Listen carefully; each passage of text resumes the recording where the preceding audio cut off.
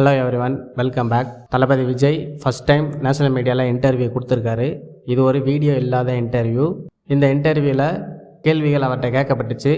அதில் ஒன்றா இவர் சொன்ன வார்த்தை ஐ ஆம் அ king not a king maker அப்படிங்கிறத சொல்லியிருக்காரு. அது ஏன் சொன்னார், எதுக்கு சொன்னார் அப்படிங்கிறத பற்றி நம்ம இந்த வீடியோவில் பார்ப்போம். தளபதி விஜய்கிட்ட ஃபஸ்ட்டு கேட்கப்பட்ட கேள்வி கரூர் இஷ்யூ. கரூர் பிரச்சனை நடந்தப்போ ஏன் நீங்கள் எந்த ஒரு பதிலும் கொடுக்காம, எந்த ஒரு அறிவிப்பும் இல்லாமல், வெளியே வந்து யாரையும் பார்க்காம ஏன் உள்ளே இருந்தீங்க, அந்த மாதிரி கேட்டிருக்காங்க. அந்த மாதிரி கேட்ட கேள்விக்கு அவர், இந்த பிரச்சனை என் வாழ்க்கையிலே எதிர்பார்க்காத ஒரு பிரச்சனை.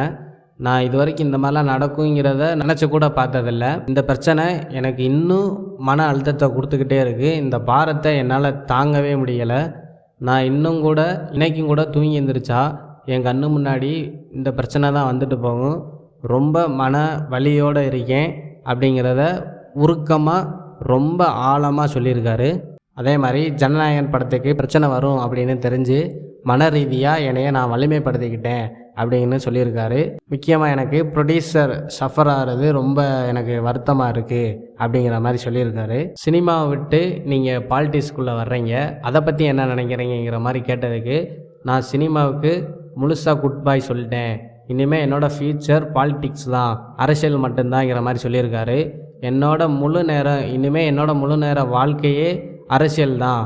நான் அரசியலில் ஜெயிச்சா தொடருவேன், தோத்தாலும் நான் தொடருவேன் அப்படிங்கிற மாதிரி சொல்லியிருக்காரு. நிறையா பேர்த்தோட கேள்வி, அவர் தோத்தா திரும்ப சினிமாக்குள்ளே வந்துடுவார்ல அப்படிங்கிற மாதிரிலாம் சொல்லிக்கிட்டு இருக்கனால அவர் ரொம்ப அழுத்தமாக சொல்லிட்டாரு. நான் சினிமா விட்டு விலகிட்டேன், இனிமேல் என்னோடய வாழ்க்கை அரசியல் பயணம் மட்டும்தான் அப்படிங்கிற மாதிரி சொல்லியிருக்காரு. அதே மாதிரி மலேசியா ஆடியோ லான்ச்லேயே சொல்லியிருப்பார், இந்த மாதிரி நான் சினிமாவே விட்டு தரேன் அப்படிங்கிற மாதிரி சொல்லியிருப்பார். நான் அரசியல் வருவது இப்போ எடுத்த முடிவில்லை, நான் கொரோனா டயத்துக்கு முன்னாடியே இருந்தே நான் யோசிக்க ஆரம்பிச்சிட்டேன், மக்களுக்கு ஏதாவது நல்லது பண்ணணும் அப்படிங்கிற மாதிரி யோசிக்க ஆரம்பித்தேன். அப்போ இருந்தே ஒவ்வொரு வருடமாக என்னோட மனசை அதுக்கு தயார்படுத்திக்கிட்டேன், முழு பாலிடிக்ஸில் இறங்கியிருக்கேன் அப்படிங்கிற மாதிரி சொல்லியிருக்காரு. நீங்கள் ஏன் ஏடிஎம்கே கூட கூட்டணிக்கு போகலை அப்படிங்கிற மாதிரி சொல்லியிருக்காங்க.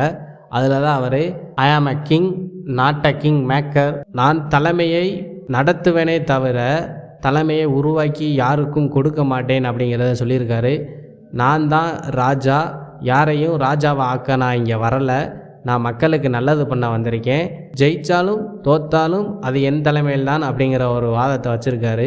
எனக்கு வரும் கூட்டம் எல்லாம் ஓட்டாக மாறும் என்ற நம்பிக்கையோடு அவர் சொல்லியிருக்காராம். பாலிடிக்ஸில் உங்களுடைய ரோல் மாடல் யார் அப்படின்னு கேட்ட கேள்விக்கு அவர், என்னுடைய ரோல் மாடல் எம்ஜிஆர், ஜெயலலிதா, கருணாநிதினு ஸ்ட்ராங்காக சொல்லியிருக்காரு. இதில் நிறையா பேர் யோசிப்பாங்க, என்னடா எதுக்குறதே திமுக தானே, இதில் இவர் கருணாநிதியை சொல்கிறாரு அப்படிங்கிற மாதிரிலாம் யோசிப்பாங்க. அவர் சொன்னதை வச்சு பார்த்தா கண்டிப்பாக எனக்கு மக்கள் கண்டிப்பாக ஓட்டு அளிப்பாங்க. 2026 சிஎம்மாக வருவேன், முதலமைச்சராக வருவேன் அப்படிங்கிறதுல நம்பிக்கை இருக்குது அப்படின்னு ஆழமாக உறுதியாக இருக்கார் மட்டும் தெரியுது. நீங்கள் நம்ம தளபதி விஜய்க்கு ஓட்டு போடுவீங்களா அப்படிங்கிறத கமெண்டில் சொல்லுங்கள். மீண்டும் சந்திப்போம். நன்றி.